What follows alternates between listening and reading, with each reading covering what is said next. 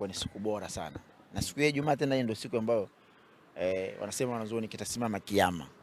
Chama mzuri Siku ya Ijumaa ina mambo mengi. Kwa hiyo siku kama inapokuja, kwanza natakia tukithiri kufanya ibada, tukithiri kuomba msamaha, tukithiri kumwomba Mwenyezi Mungu mambo yetu tunahitaji. Na pia tufurahi pia. Kiutaratibu wewe mwenyewe binafsi huwa unafanya kazi, maana yake kwa Wakristiani mimi ninavyofahamu wengi huwa ni siku yao kupumzika. Kwako wewe au kwa Waislamu wengi? Sasa kwa bahati mbaya nchi tuliokuepo utaratibu wake kwamba weekend inaanza Jumamosi. Shamba nzuri lakini ingekuwa kwa Waarabu system yao kwamba Ijumaa ndio weekend wafanye kazi. Kama umeishi Uarabuni, Jumaa na Jumamosi ndio weekend kwao. Alafu Jumapili kazini, kama Jumapili ndio Monday unavyoona kwao. Kwa Waarabu weekend yao inaanza kuanzia Alhamisi, weekend yao Alhamisi nusu siku ndio shamba. Ijumaa wafanye kazi, Jumamosi wafanye kazi, Jumapili wanaanza kazi kama kawaida. Naam. Sisi tumetoka kwenye hamasa ya Simba bwana, tuanzie hapo. Miongoni mwa vitu ambavyo vimejiri, najua ulikuwa unakula biliani, hujakutana navyo kwanza. Leo umefunga kwenye sita. Nikupe ripoti ya nini ambacho kimejiri bwana, ikiwemo Simba Sports Club wameendelea na hamasa zao kuelekea mchezo wa marejeano dhidi ya Al Masry kwa Mkapa, lakini kitu kikubwa ambacho wamesema bwana, rais wa TFF wamempa awe mgeni rasmi, mgeni maalum wa ule mchezo, lakini pia wamemwalika mkuu wa mkoa wa Tabora kuja kushuhudia mchezo huo na kuweza kufanya maandalizi, kujifunza namna gani ya kufanya maandalizi kwa timu yake ya Tabora. Kwanza tuanzie hapo, wewe umepokeaje statement hizo za msemaji wa Simba Sports Club? Siwezi kupinga, hao ni maamuzi yao kama klabu, wamekaa wamefikiria, wameona kwamba hivyo vitu vinafaa kwa upande wao. Kwa sasa nipinge kwa sababu gani? Sababu hakuna kitu kibaya, vina tija yote. Yani hao ni unajua, sote usikae katika upande wa kupinga fikra za mwanadamu mwenzio. Ile ni taasisi Simba. Maana wamekaa watu wengi, wametafakari, wamekuja na majibu hayo. Maana nani wanasema, wanakuambia Swahili linalopumua ni tumbo. Makalio hutumika kama speaker tu. Iko hivyo. Kwa hiyo maana management ishakaa ikapanga. Ule amejali kama kazungumze. Si ndio? Maana hapo Mo atakuepo, Try Again atakuepo, si nani magoli yote yamekuepo. Kama wamediscuss kwamba hapa tumuite mkuu na ndio. Si mkuu wa mkoa wa Tabora hawepo. Sababu watakuwa labda wanajua za ndani kama ni nani mwenzao. Tumuite Karia naye hawepo. Kwa wanajua wenyewe kwa nini wamefanya hichi kitu, kwa niaba gani. Hiyo ni plan yao wenyewe. Katika sasa kwa sisi ambao ni mashabiki ama wapenzi wa mpira, uweze kusema kwamba why? Kwa sababu hawajakosea. Kwani mkuu wa mkoa wa Tabora ashiriki mashindano ya michezo? Sina mpaka timu wanao ambao wametia mpaka hamasa juzi na kana lungu 3, si ndio? Kama si jambo baya kumwalika kuja kuangalia. Sababu nani mwana michezo, si ndio? Karia si rais wa TFF bwana. Kuna ubaya kumita rais? Kwa nini itakuwa mara kwanza kumita rais? Bosha kumtaga Simba Day. Na mpaka keki akala na jezi akavaa. Kuna jambo la kawaida, sababu ana support, sababu mzuri. Kwa hamna kitu kibaya. Cha msingi tu hamasa zao ziendane na kile ambacho anachokifuata pale uwanjani. Nikado umesema mna kitu kibaya, lakini kwa scenario sasa hivi ilivyo, kama kuna upande hawaelewani na watu wawili, kwa maana hawaelewani na rais wa shirikisho, lakini pia hawaelewani na mkuu wa mkoa. Simba wametumia kama fimbo ya kuwachapa ambao hawaelewani nao. Sio fimbo. Yaani Simba na Yanga ni wapinzani. Yaani sikwambia mtu Simba na Yanga ni wapinzani. Na upinzani wao ni wa mafanikio, Sheikh. Yaani upinzani wao, unajua mtoto ambaye unashindana naye katika mafanikio hawezi kuwa rafiki yako kipenzi huyo hata siku moja. Sababu nzuri, sababu mnagombania ukubwa, power katika nchi yenu. Kila mtu anataka kuwa klabu kubwa. Na kwa bahati nzuri klabu kubwa ziko hizo mbili, Simba na Yanga. Sasa ili mmoja awe mkubwa, lazima mmoja awe afanikiwe. Sababu nzuri, sababu nzuri. Sasa unaangalia kwa mpinzani wako anakosea wapi. Wanapokosea mpinzani wako na wewe unataka upite mule kusawazisha. Ipo hiyo, tunaonaga hapa mfano hata kwa wasanii tunaona mfano Diamond labda kagombana na mfano na ugomvi na Alikiba. Si ndio? Harmonize kwa katoka kwa Diamond atamtafuta Alikiba. Sababu nzuri, atamtafuta nani? Alikiba. Lengo nini? Kumkera tu, labda anajua nikifanya hivi salamu zimfikie. Sababu nzuri, au apate nguvu ya mashabiki wa Alikiba, kitu kama hicho kilivyo. Kwa maana yake kwamba sio ni kitu kibaya hapo. Ni maamuzi yao wenyewe, wale ni wapinzani. Kwa upinzani ulivyo, au kwa upande wa Simba wametaka kuzima ile labda baada ya kufungwa sasa kwa magoli mawili ili hii ziwe ndio mijadala kuelekea kwenye mechi. Inawezekana pia yote hayo kwamba mjadala na pia inaingia kwenye akili. Kidogo umenikumbusha. Sema kama saizi hapa. Umesahau kuzungumzia mpira, tunazungumzia nini? Karia na ina ni plan pia. Yes, lakini kubwa zaidi sioni kibaya ambacho walichokifanya. Ni mipango yao na mikakati yao, lengo kuu kuhakikisha kwamba wanapata mafanikio tu basi. Ndio jambo la msingi. Tuje kwenye eneo lako ambalo wewe unalipenda, unalifurahisha. Unakuja baadaye, unakuja. Asante. Eneo la pitch.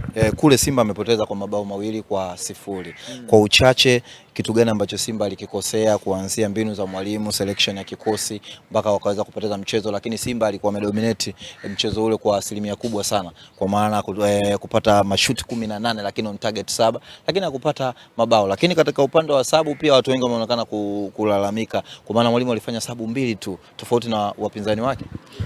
Yaani kwa bahati mbaya nilichokiona, Simba walikuwa na plan katika michezo ya makundi kuliko mchezo wa juzi. Yaani hatua za knockout unaweza kufungwa na timu yote ile.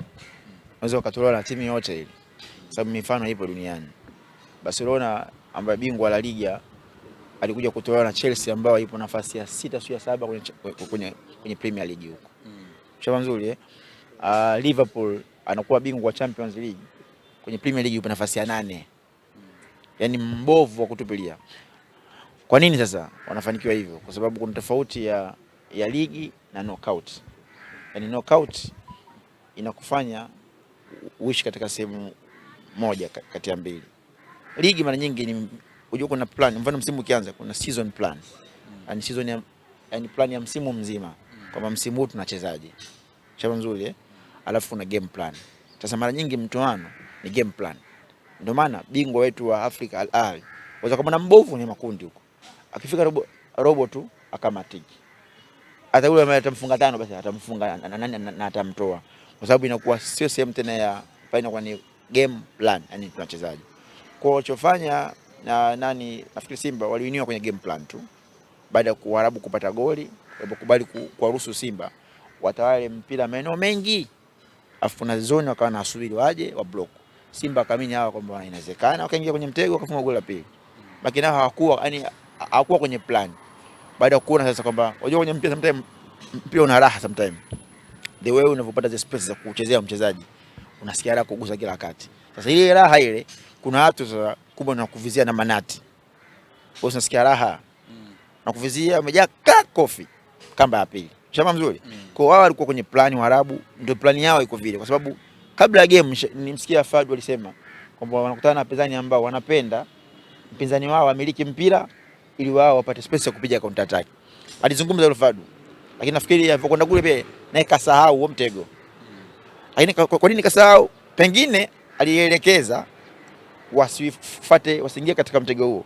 Ila wachezaji sasa kutokana na ile space iliyopatikana nafasi, sababu kuanzia huku kwao mpaka kwenye hafu ile ambayo ya kati ya pili ya wakaanza wanasukuma wanakuja mpaka kwenye box pale, ila ukifika pale tu ndio wanakuwa active wale Waarabu, yani hawaachi space za ovyo ovyo, lakini kote walikuwa nacho. Kwa hiyo sasa nafikiri wachezaji wakaingia kwenye mfumo huo, wakaingia kwenye raha mpaka matokeo yamepatikana. Kwa hiyo inawezekana pia. Kwa hiyo walichokia approach Waarabu kule kwao, nafikiri pia watakuja sasa na approach nyingine ya kulinda magoli yao mawili. Chama nzuri. Ndio hiyo naomba, hiyo inaitwa game plan sasa. Kwa plan ya kwanza tumewini. Imebaki game moja. Tunawe wapi nusu finali. Kwa hiyo wanachokiwaza wao Simba ndicho ambacho wanachokiwaza na Waarabu. Kwa nafikiri mistake ya kule ni hicho tu. Walikubali kuingia katika mipango ya wenzao ambao walioseti na wao wakaingia. Ndio maana matokeo yale yamepatikana. Huwezi kumlaumu mtu. Huwezi kusema kwamba umekosea hapa, huwezi kusema hivyo, sababu kuna wakati sometimes unaangalia timu imefanya kila kitu. Chama nzuri imefanya kila kitu, imeprocess mpira vizuri, imepiga mashuti 17 golini. On target 7. Unataka nini tena? Upo ugenini unaenda kumiliki mchezo dhidi ya Mwarabu ambaye si mnyonge. Al-Masry nafasi ya 4 kwenye ligi ya Misri, si jambo dogo kushika nafasi ya 4, sababu kuna wamba wengi kule, kuna Ismailia kule, kuna Suya, kuna Al-Hudud wale, kuna wamba kibao ambao ni wanaumba kanashika nafasi ya 4 kwamba hajashika kwa bahati mbaya. Akikafunga watu mpaka kushika nafasi hii. Kwa unapokwenda ugenini hata kama ndio umefungwa, lakini namna ambavyo unavyo approach ile game, unavyocheza kwa kujiamini, unatengeneza nafasi na mnapata nafasi kama vile za wazi mpatikana kwa nani, Ateba ile mpatikana kwa Kapombe ile, sema nzuri. Maana si jambo dogo, ni jambo kubwa sana. Kwa hiyo tu ni sehemu moja tunatakiwa wafahamu tu, walipoteza kwa sababu ya plan yao haikuwa nzuri zaidi. yani waliingia katika mtego wa mpinzani wake. Na ndivyo hivyo ukirudi mpaka huko pia nao watakiwa sana wasiende tu kichwa kwa sababu na hamasa tu peke yake. Yani wasifanye hamasa ndio kamili ndio umefanyaje umaliza mchezo. Maana yake atakiwa hamasa ifanyike lakini na plan wawe nayo. Plan namba 1 kwanza kusawazisha goli mbili. Pili baada hapo kuongeza. Yani kwanza kuifanya mechi iwe sawa afu baada hapo kuongeza pasipo na mpinzani wako kufanyaje kupata goli. Plan sasa lakini huku pia hakikisha naye ujue plan ya mwenza wako kwamba anakuja hapa anakuja plan gani. Ikiwa kwake tu kasiti. Hapa itakuwaje? Kwa pia hata mazozini huko mwalimu ana plan namna gani ya kufungua lile basi lao. Litakaye kwa hapa. Inatosha. Ateba watu wengi wanamlaumu Ateba Mbida. Ameshindwa kutumia nafasi lakini pia msemaji wa Simba Medali amekiri hilo kwamba hata kocha pia ameliona na uongozi umeona na wamezungumza na washambuliaji kuwa ni wachoyo wa binafsi wanapofika katika zoni ya kumalizia. Kwako unazungumziaje? Sahihi ni kitu ambacho mara nyingi kimekuwa kipo hivyo. Ukiangalia na hii sana imekuwa Afrika sana lakini sasa hivi duniani kwanza tuko wajaribu kubadilika sasa hivi. Sasa hivi mchezaji hii bonus inaingia kwenye kategori nyingi sana. Yaani haingii tu kwenye kufunga peke yake. Japokuwa kwenye kufunga kuna nyingi lakini kuna matukio mengi kuhusika nayo. Bonus unafanyaje? Unapata. Sasa sisi kwetu huko mara nyingi ilikuwa bado tunao nani kaua. Alikia mtu anataka timu imeshinda lakini nani kaua. Sasa hivi mpira ushahama huko. Sasa hivi mpira anataka anafunga mtu yote. Play as a team. Sio mtu binafsi. Kwa hata kweli ukiangalia juzi kichokosi ni hicho. Ubinafsi yani. Kwa mtu mmoja mmoja. Kila mtu anataka kutoka pale Simba haifunga Al-Masry Misri au haipa Simba ushinda. Haipa namna hiyo. Siku Simba ikishinda haishinde Simba peke yake. Wanashinda watu wengi. Kwanza nyinyi wachezaji mpaka mshabiki kuweza kumsikia hivi. Nimempiga toka 3 umeshinda wewe goli 3. Lakini kwa kuwa una support Simba inaingia katika nani hiyo. Kwa hii mechi zinazofuata inatakiwa kwamba wasiingie katika mfupa huo. Wafahamu iliyofungwa ni Simba Sports Club. Hakufungwa Ateba wala hakufungwa Sui na Nilio Kapombe. Kwa hiyo yote atakayeshinda pale ashinde goli lake binafsi. Binafsi inakuja baada. Anashinda goli la Simba Sports Club. Kwa takiwa nafasi imepatikana, una uwezo kufunga mpe mwenzio. Ndio winning ipo namna hiyo. Hiyo ndio sera pekee ya kufanya comeback. Labda nikukumbushe 2016 sikosei. Barcelona alifungwa goli 4 na PSG 4-0.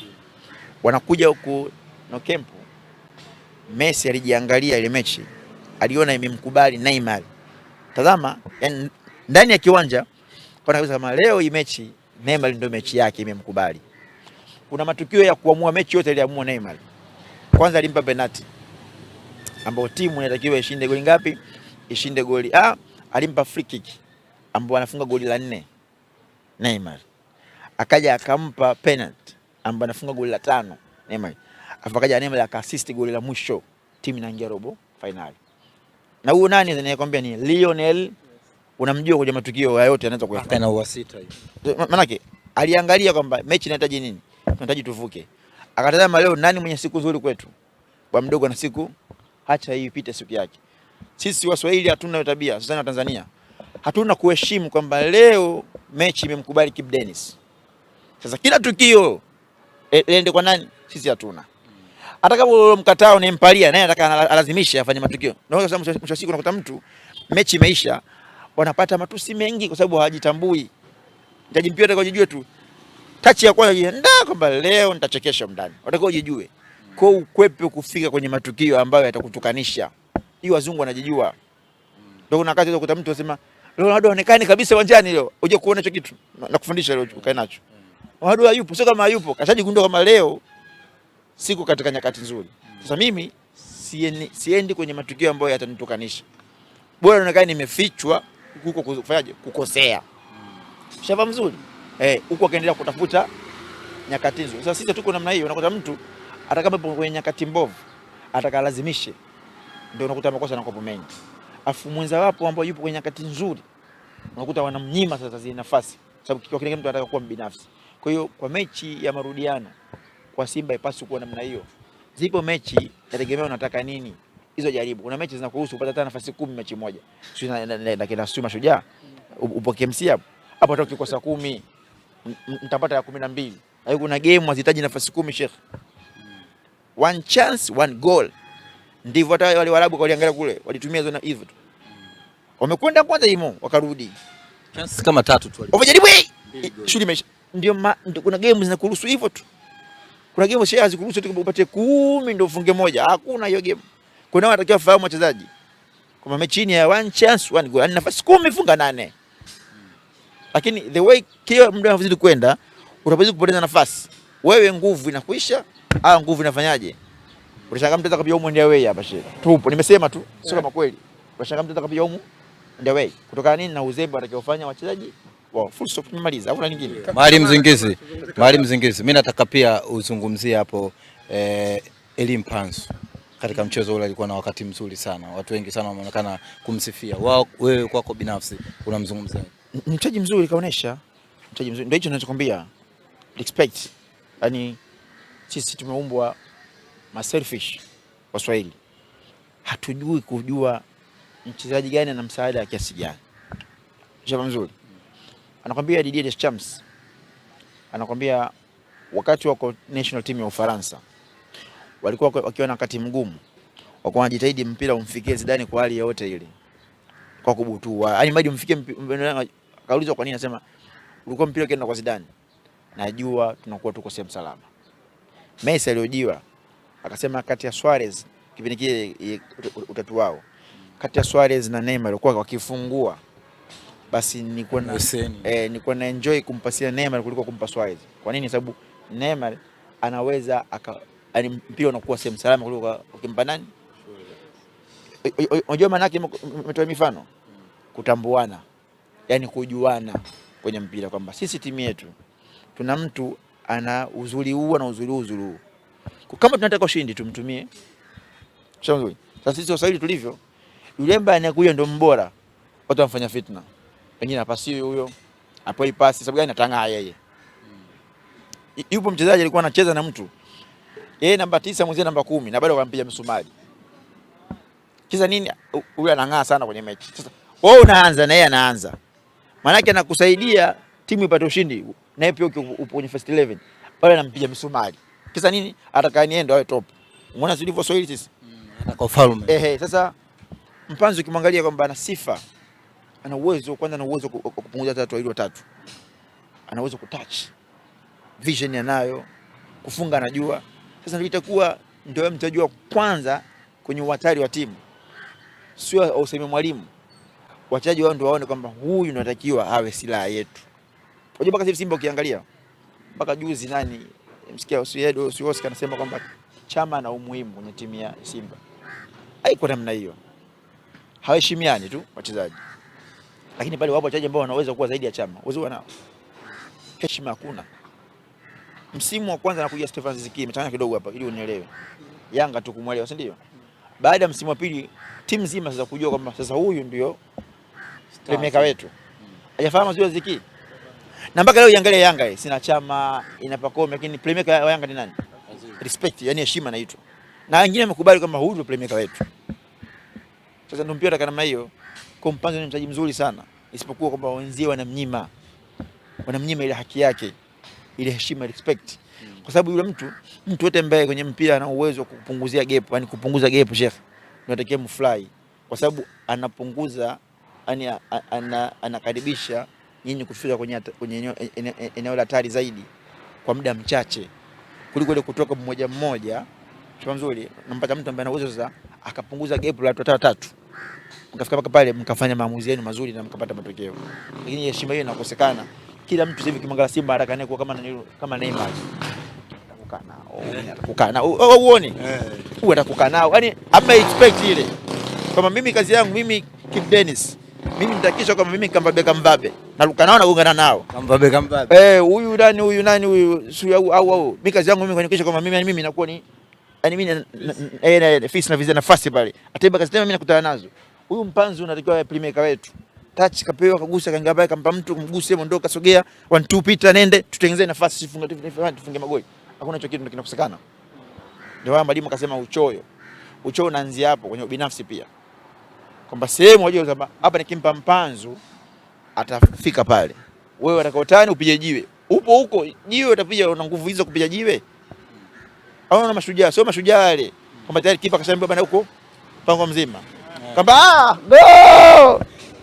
Nini hapa? Kipa anafanyaje? Uligonga kidogo kwenye pachi. Hakuna pale. Pale kimeume. Anasema nilikaa off position. Unasema kama kipa jana kinashughulika wewe.